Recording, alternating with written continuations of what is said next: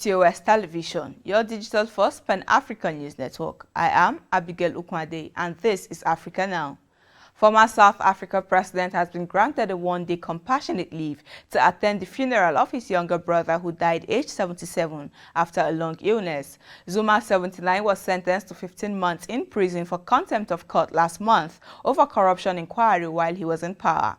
Inmates in South Africa are usually allowed to attend relatives' funerals. The Department of Correctional Services say while outside the prison, Zuma is not required to wear the offender's uniform. Still in South Africa, the recent death toll from pro-Jacob Zuma unrest in the country has risen to 276, and police are investigating the 168 cases for murder the government announced on Wednesday, raising the death toll from 215 announced earlier this week. The unrest over the former president's jailing 2 weeks ago in his home province of KwaZulu-Natal that started as protests quickly escalated into arson and looting. Away from South Africa, terrorist group Al-Shabaab that says they are opposed to Somali's poll process has threatened to attack electoral delegates in the upcoming parliamentary elections beginning next week. The polls that were delayed a year due to disagreements over the process begins this Sunday with Somalia's influential clan's elections, electing 54 members of the upper house of parliament. Abdisalam Gulai, the former deputy director of Somali intelligence agencies, says the new threats by the group towards the upcoming historic elections in the country should not be taken lightly, stressing there is need for coordinated response.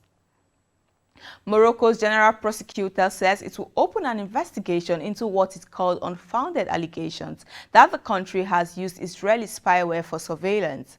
Amnesty International and a group of 17 international media organizations reported that 14 world leaders are on a list of potential targets for potential phone surveillance by a spyware called Pegasus, licensed by Israeli-based NSO group that infects phones and allows operators to spy on their targets. Morocco's government accused media and rights groups that have reported on Pegasus of hateful attacks aimed at putting Rabat under their control and demanded they provide material evidence for the allegations. At least 17 migrants, mainly Bengali migrants, drowned in a shipwreck off the Tunisia coast while attempting to cross the Mediterranean to reach Italy from Libya. While more than 380 were rescued by the Coast Guard, the Tunisian Red Cross Crescent says. In recent months, several people have drowned off the Tunisian coast, with an increase in the frequency of attempted crossings to Europe, many of them fleeing conflict and poverty in Africa and the Middle East. This is your digital-first Pan-African news network, TOS Television. You are watching Africa Now. We'll move to business after the break. Do stay tuned.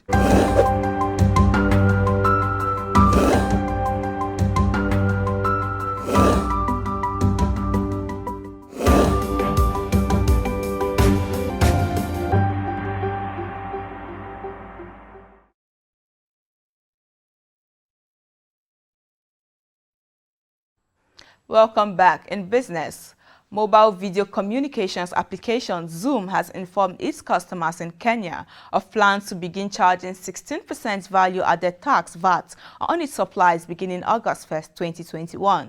Zoom became one of the most widely used 3-in-1 meeting platforms in the world with the onset of the COVID-19 pandemic and the shift worldwide to work from home.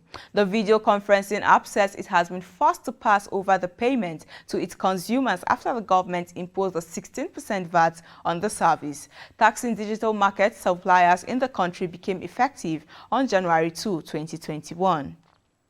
The 50 billion naira export expansion facility program, a scheme towards increasing the volume of trade in West Africa, can boost Nigeria's non-oil exports to West Africa, building on ECOWAS Trade Promotion Organization's network. Segun Awolowo, the executive director of the Nigerian Export Promotion Council, stated that the program will support resilience in shoring up foreign exchange, diversification, modernization of Nigeria's economy, and acceleration of economic growth and economic support.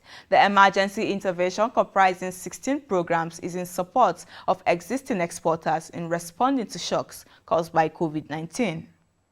Away from business to COVID-19 updates. Pfizer Biotech and South African-based company BioVac have struck a deal to produce 100 million doses of the coronavirus vaccines annually to be used for African Union countries. In a statement published on Wednesday, the two companies say Cape Town-based BioVac will complete the last step in the manufacturing process, known as fill and finish of the biotech Pfizer vaccine. The announcement of the partnership came amid growing calls to tackle a striking gap in global vaccine distribution, with just 1.5% of people in Africa fully vaccinated. South Africa, the country worst affected by the coronavirus pandemic on the African continent, aims to have given at least one dose of COVID-19 vaccine to 35 million of its 60 million citizens by Christmas. Nicholas Crisp, senior health official overseeing the country's vaccination program, says the loss of vaccine doses during looting and arson last week that followed the jailing of former President Jacob Zuma was not huge, but every lost vaccine is a lost opportunity, he says. To date, South Africa has administered around 5.8 million doses of the one-dose Johnson & Johnson and 2 doses of the Pfizer vaccines. It has around 15 days of vaccine doses left in stock. Tunisia's military's health department will take over the control of the escalating corona-related health crisis in the country. President Kais Saied's comments come after Prime Minister of the health sector was sacked on Tuesday amid an exchange of accusations over performance in the fight against the pandemic and the slow pace of the vaccination campaign.